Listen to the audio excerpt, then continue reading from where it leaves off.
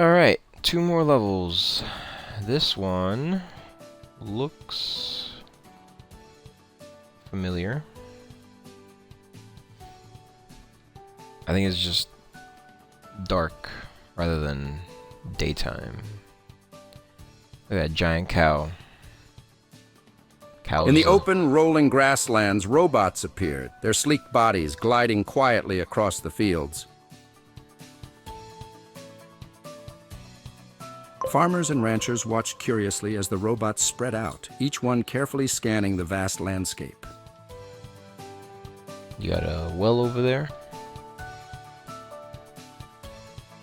Equipped with sensors, the robots monitored soil health, noting areas that were overgrazed or in need of rest.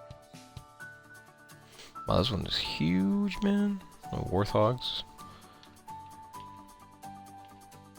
They studied patterns in the grass growth, adjusting grazing areas to prevent damage from overuse. Why would they make these so far from each other? This is nuts. Also, the speed of the boost in this one is very slow.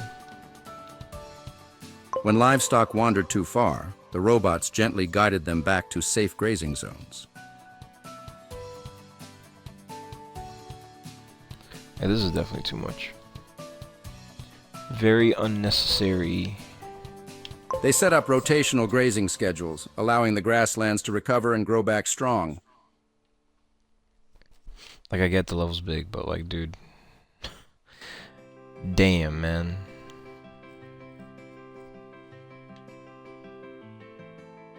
Farmers noticed the difference quickly.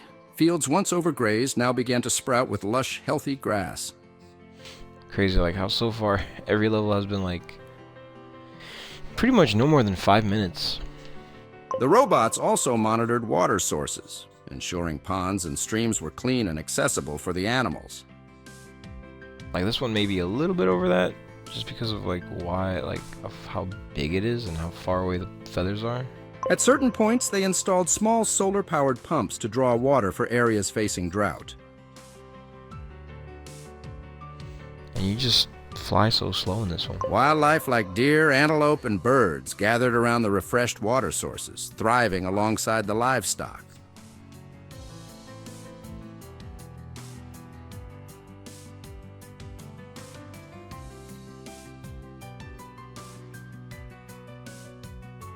The robots tracked biodiversity, noting which plants and animals were abundant and which needed support.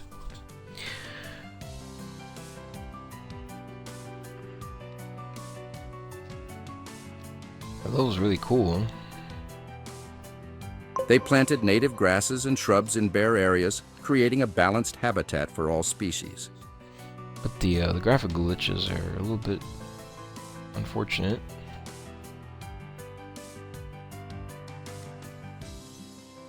Pollinators returned, attracted by the diverse plant life, and flowers blossomed across the fields.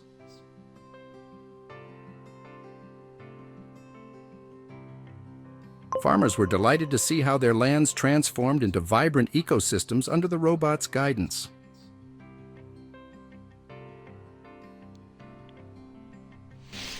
Yeah, this one is way too long, way too big. This was absolutely unnecessary.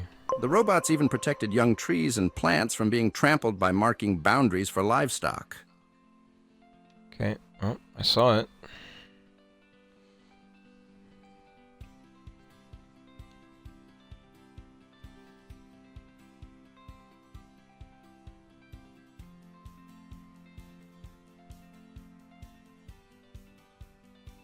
By restoring soil and vegetation, the robots made the land resilient against erosion and harsh weather.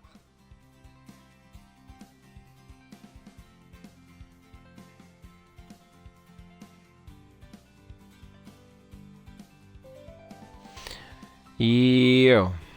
During storms, they placed barriers around vulnerable areas to prevent flooding and soil loss. Okay, there it is. Wow. Jeez, bro. That robot looks cool.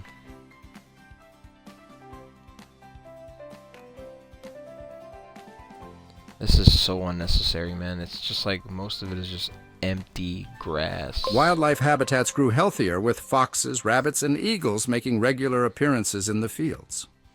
It's like there's really not much that you're seeing. Like, oh yeah, there's a sunflower field there. Cool, yeah. The robots continued to share data on plant diversity, soil composition, and wildlife patterns with nearby communities. But like, was it necessary to have, you know, like all this? And I passed by this place Farmers before. gained a deeper understanding of their land's needs, using sustainable practices to maintain it. That's the other thing that I don't understand. Like, why are these so far from each other when you literally made me kind of go around the whole level already? And this is like my second time pretty much passing through this like same point. Grazing practices became more organized, with livestock rotated carefully between fields as seasons changed. Like, I essentially did a circle, and then I'm like doing like a wider circle. But it's like literally parallel to the other circle. Local families noticed their herds grew stronger, benefiting from the abundant, nutritious grass.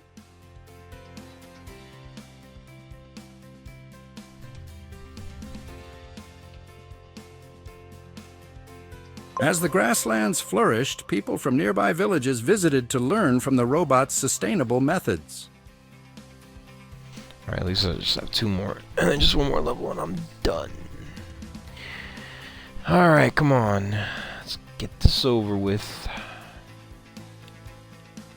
The robots taught them how to protect the land and ensure a lasting balance between nature and livestock. Alright. Like I said, you know, so far, I mean, the game has been pretty good. But this level is definitely too long. With the robots' guidance, the grasslands remained green and vibrant, a thriving home for both animals and people. Okay. Alright, final level.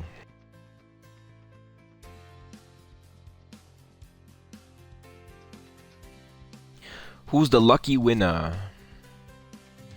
Okay. I think I've played through this level before. Robots descended upon abandoned factories and industrial sites, their sensors scanning for contamination. Toxic soil was identified, mapped, and marked for decontamination by specialized cleaning units. Here we go with this weird voice again. Gigantic robotic arms dismantled rusting structures, sorting metal, concrete, and hazardous waste. Okay. Oh, look, more smokestacks. Machines worked day and night, purging decades of pollution with precision and efficiency. Old materials were processed on site, converted into reusable resources. Like I don't mind these big levels, but Once polluted soil was treated with robotic precision, removing toxins layer by layer. all they had to do, like this one's not bad. People gathered at the edges of these sites, watching the transformation in awe. This one's kind of bad, but this level so overall so far isn't bad. But like all they had to do was just increase this boost speed, Massive man. drones planted seeds, dispersing them evenly across the newly cleansed land. Like, oh, how does this barn make sense? Water purifying robots filtered streams and ponds nearby, ensuring ecosystems could thrive again. It's so out of place, and there's like a greenhouse in between these buildings. Like what? Gradually, the harsh chemical smells were replaced by the fresh scent of clean earth. I definitely think this is like another hodgepodge level. Kind of. I mean, this. I feel like maybe their levels are generated by Small AI. green shoots began to appear where desolation once ruled. It wouldn't, you know. They just like, here are all the assets. Make a level out of it. Community members were invited to plan the future of these reclaimed spaces. The theme is post-apocalyptic.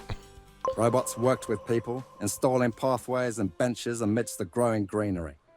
With robots, and then you get this. A freaking barn, a park. Once empty lots blossomed into vibrant community gardens filled with vegetables and flowers.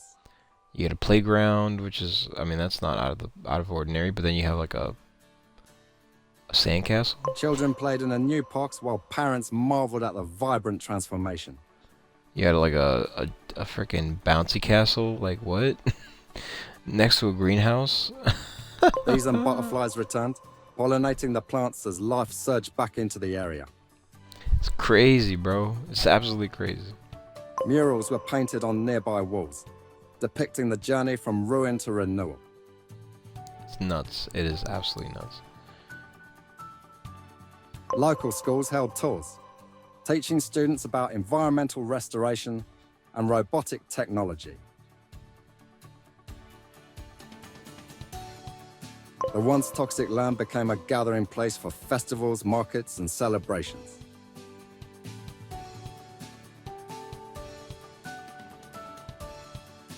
Solar panels powered community centers that rose alongside the gardens.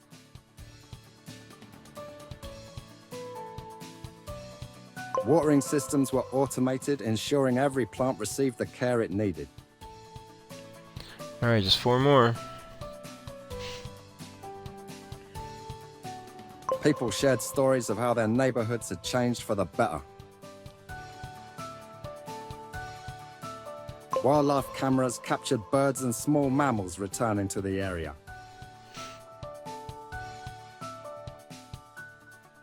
Oh, look, we're back at the beginning. Hope flourished as much as the greenery, inspiring more cleanup projects in nearby cities. Literally did a, like, kind of like a weird circle. Back to the beginning. Together, robots and humans proved that even the most damaged places could find renewal. Okay, I mean, that wasn't bad. Definitely not the worst of the AERY games that I've played. Well, you know, they had a few interesting levels, definitely some new ones, which was nice. You know, but I really just wish, like, you know, I mean, I get like why they just recycle stuff, like, you know, it just makes things easier, I suppose, but it really just makes it seem like more and more it's just like a kind of like either it's just generated by AI and they just like, you know, make a game and they release them like I said, this is like the 18th 19th game in like the last, I want to say 3-4 years, which, you know, is unheard of. Like, I get it's a small game, you know, it's like a little indie game, but man, they're probably making money hand over fist with these titles because of, you know, people like me who are achievement hunters and just buy the game because they're like, oh yeah, easy achievements. But, you know, I mean, it is what it is. What can you do? But yeah, so this was AERY Titans of the Future, another entry in the AERY series. You know, this was like one of the first games like that I ever played like on my channel. It's interesting, you know. So it's kind of like one of those, I guess. I don't know. It's just you know, it was one of the first games I played, so it kind of has a special place in my heart. But like I said, it also, like, you know, it's like, yeah, it's an easy achievement game, and I am an achievement hunter, so, you know, it's like perfect. But yeah, nothing, you know, nothing to kind of like write home about. You know, it's not amazing. It's not gonna be like, oh my god, mesmerizing. You know, it's a cool little game. Like, I definitely wish they had a level that like looked very similar to like this title screen. At least that would have been kind of cool. Fortunately, they did not. You know, like, it's just, you know, if you look at the title screen and that's what you think you're getting, it's gonna be, you're kind of in for disappointment. Like, there's no moving parts. You know, it would be cool like if the robots were moving around and actually doing stuff, or like the world changed as like as you picked up feathers and the narrator said like, oh, this is happening, and you would like see that. Like, that would be kind of cool. You know, that would actually make the game a little bit more interactive. And, you know, for the most part, this game really isn't. Like, you know, you're just flying around collecting feathers and you're just listening to your narrator talk your ear off about what's happening in this level or what should be happening in the level, and you just gotta kind of use your imagination to figure that out, I guess, or like, you know, to like imagine it, like, oh yeah, like, oh, this is actually happening and I can kind of see it, you know. But like, I don't know, who knows if they'll ever will. Like, I know that these developers also have like other series, like they have like the Windborne series now, and they have like the Murder Diaries for a little bit they did, and then I think there was like the Bumblebee game, which I'm gonna check out. But yeah, so anyway, that was AERY Titans of the Future. Once again, not really anything crazy. Another AERY game in the bag. You know, mostly just, you know, for the most part, this is mostly gonna just interest people who are achievement hunters and not really anybody else. Or if you just kind of want like a laid-back, casual game where you can turn your brain off. I mean, yeah, it is one of those games. And then, you know, collect the easy achievements along the way. So Depends on what you like, you know, depends on what you want. But anyway, that'll be it for me. As always, thank you guys for watching. Hope you guys enjoyed. You know, keep saying those achievements. And yeah, I'll catch you guys in the next one, alright? Have a good one. Peace.